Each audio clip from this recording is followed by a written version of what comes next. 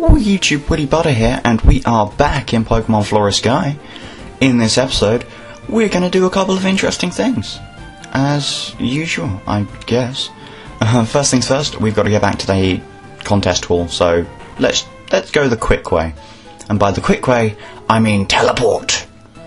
Because teleporting is awesome no matter what situation you're in. Here we go, we're back in Puglia. Puglia?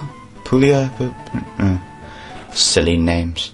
Anyway, yeah, we're here in the chase of Iris, the gym leader, who owes us a feather badge. Jeez. Yeah, I do kind of go the long way, because I don't know the layout of this massive room. This is where they hold the contests. I was going to do a contest in this video, but in the practice runs, it took kind of too long, and I was bored out of my mind. So that's something. Yay! Now we have the feather badge. Okay, which means we can get the couple of things in the city. Yeah. The level things the gym leaders have been telling you, like Pokemon up to level 70 will obey you now. That only applies to Pokemon you get in trades, not like Pamela, who we taught ourselves, because she hasn't disobeyed us because she's a good girl. Yeah. Right.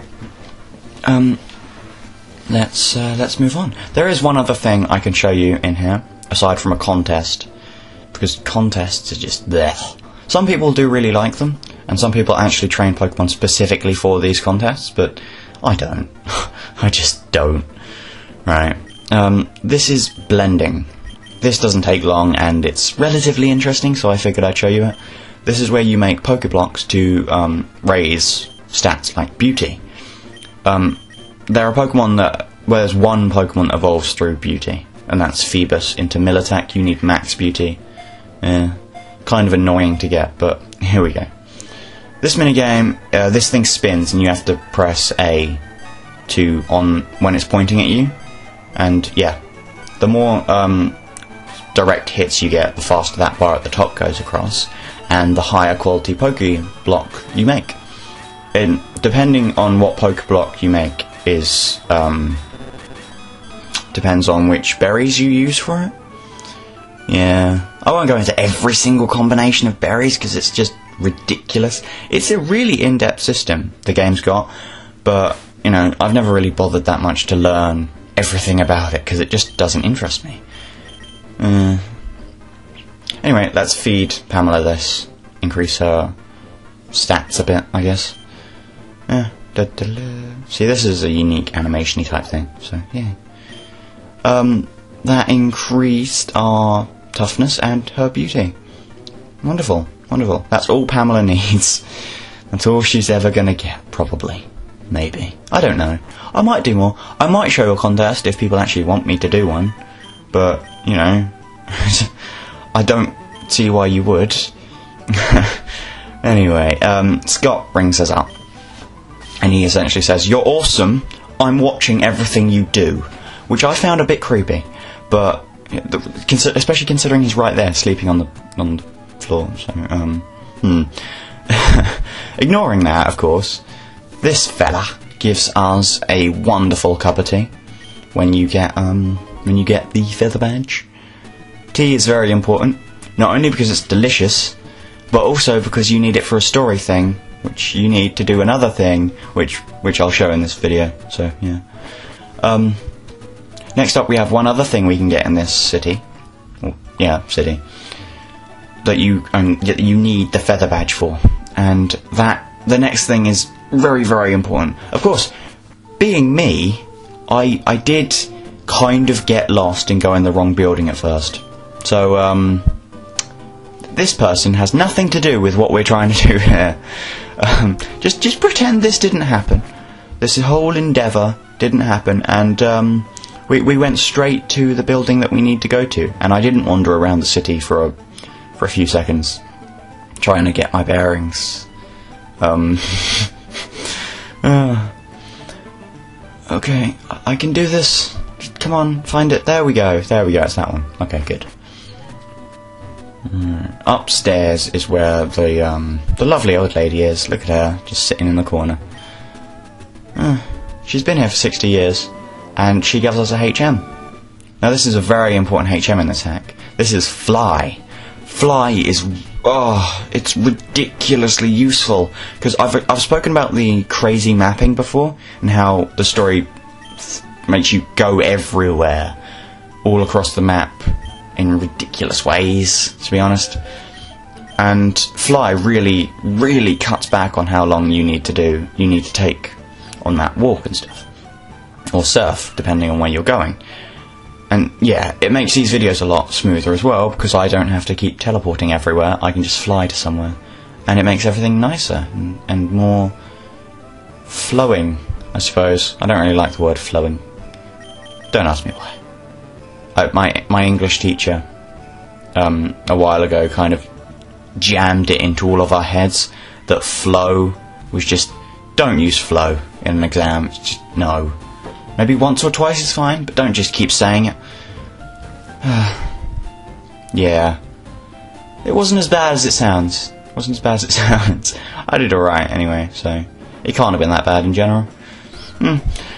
This feller is a psychic trainery type person who has a lunatone. Yeah. I think this person has a lunatone and a thingy-majiggy. The sun version of a lunatone, pretty much. The lunatone obviously represents the moon. The other one obviously represents the sun. Yeah. I think it's rock psychic. Don't quote me on that, it might just be pure psychic. But I mean, it does resist secret power, so I'm guessing it is part rock. Oh, soul rock, there we go, yeah. Clue would be in the name there, what part type it is. Yeah. It is part psychic type, but that caught me out at first. Because in Generation 3 there's a gym leader. Well, there's technically 2 gym leaders, because it's a double battle gym leader. And they have Soul Rock and Lunatone, respectively. And I didn't really understand why psychic type gym leaders would have rock type Pokemon. I was a kid. Don't judge me too much. Yeah, that was when I actually learnt what typing it was, because I thought it's a bit odd in general, to be honest. You know, I can see the rock bit, but I don't understand why it's part psychic type. Anyway, moving along. That is a waterfall. You need a special HM to go up it. No prizes for guessing what that HM is called, of course. Yeah. Now we arrive at this very, very, very boring town. There's only 2 things we actually of interest in here, and that's this guy, who gives us something very important. It's a... Give it a minute. You have to give him the T. Yeah. Scope, there we go. Now we can look at things that are invisible to us, like that Pokemon outside the gym from ages ago in T's City. But before we go there, there's one other thing I can show you in here, and that is this house. This is the Move Tutor's house. If you give him a heart scale, he will teach your Pokemon any of the moves that they could have learned up to the lesson, up to the level they are at now. He can't teach your Pokemon any move. It has to be a move that they would learn naturally, not through a TM or a HM or anything. In some ways it is very, very useful, but to me it's not. Although, saying that, if I did want Hypnosis or something on Pamela, I could go to him.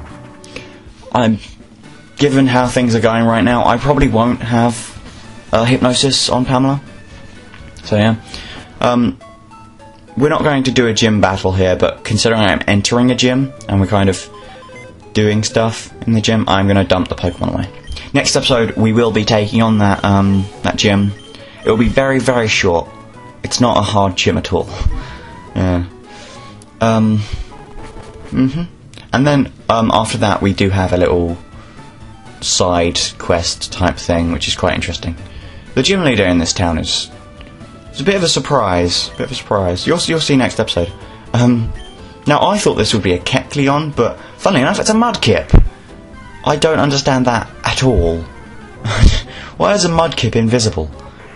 I mean, I know in the Pokédex entry it says that it, like, buries itself in mud to hide from predators or something. I don't know, something like that. But yeah. Now, being a denizen of the internet, I am obliged to say, so I heard you like Mudkips.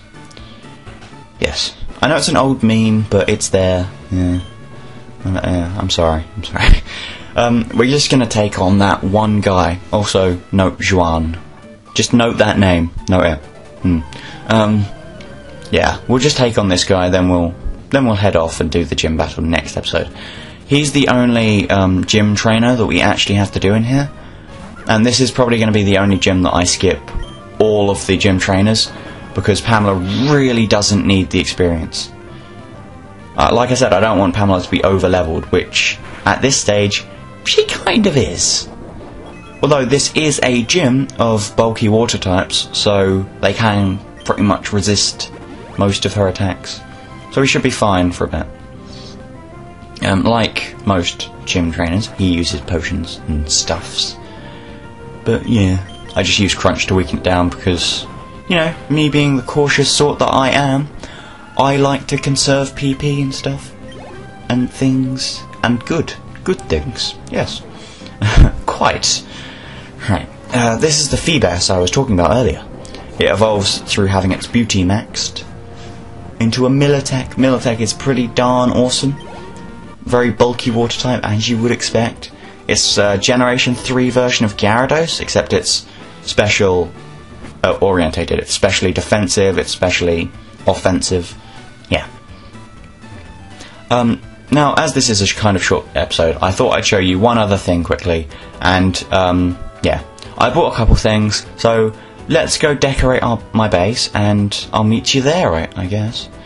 This is post-commentary, so I'm technically not going anywhere, but let's go to the base, I guess, yeah. Ooh, there we go, isn't it? Look how pretty this is. We have a cute poster up there, there's a spinny thing, and we've got a glittery thing, and look down there, there's a Lotad. It glitters so much. Oh, look at the Lotad, oh, it spins. Yeah, me going insane aside, thank you very, very much for watching. Next episode we'll be doing those things that I said earlier. But for now, I guess I have to say adieu.